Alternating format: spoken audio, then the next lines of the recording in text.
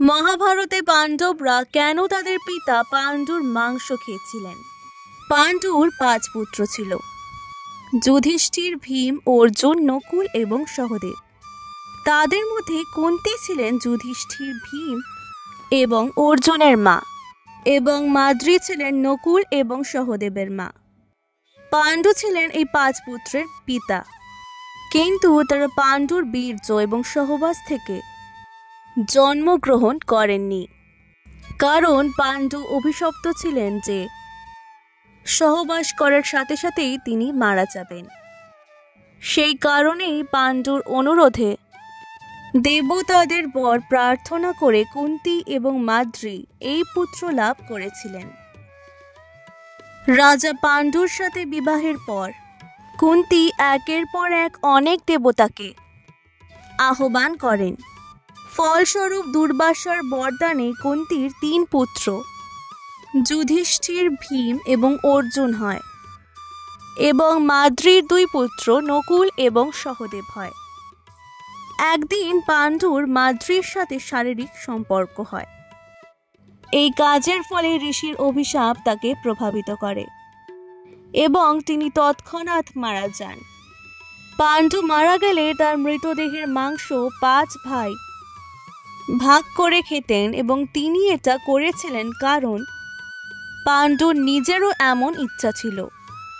যেহেতু তার পুত্ররা তার বীর্য থেকে জন্মগ্রহণ করেনি, তাই পাণ্ডুর জ্ঞান এবং দক্ষতা তার সন্তানদের কাছে যেতে পারেনি।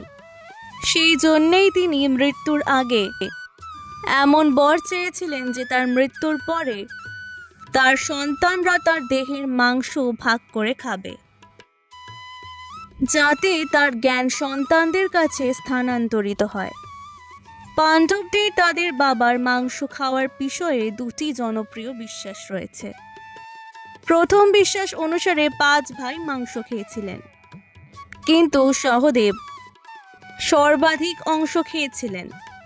অন্য বিশ্বাস অনুসারে কেবল সহদেব তার বাবার ইচ্ছায় তার মস্তিষ্কের 3টি অংশ খেয়েছিলেন।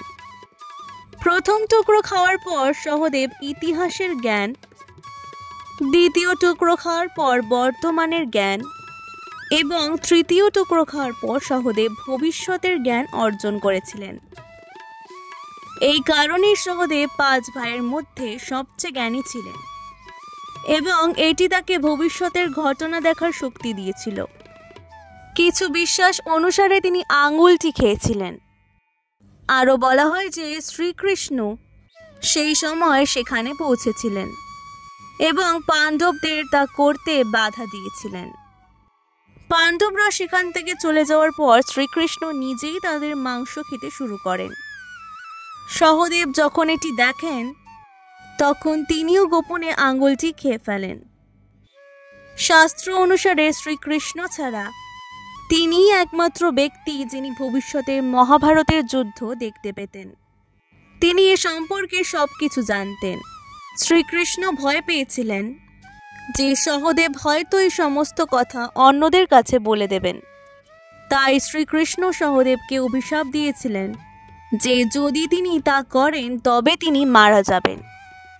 সহদেব ত্রিকালদর্শী ছিলেন, তাই শত্রু হয়েও যুদ্ধ করার আগে দুর্যোধন তাকে সঠিক মুহূর্ত সম্পর্কে জিজ্ঞাসা করেছিলেন। সহদেব জানতেন যে দুর্যোধন তার সবচেয়ে বড় শত্রু, তবুও তিনি যুদ্ধ করার সঠিক সময়টি বলেছিলেন। এই ছিল আজকের ভিডিও। আজকের ভিডিওটি ভালো লাগলে পুরাণ গল্পকথাকে সাবস্ক্রাইব করে দেবেন আরও নতুন ভিডিওর জন্য, এবং পাশে থাকা বেল আইকনটিকে অবশ্যই প্রেস করে দেবেন যাতে আমি নতুন ভিডিও দিলে অবশ্যই আপনাদের কাছে তার নোটিফিকেশন চলে যায়। অনেক অনেক ধন্যবাদ।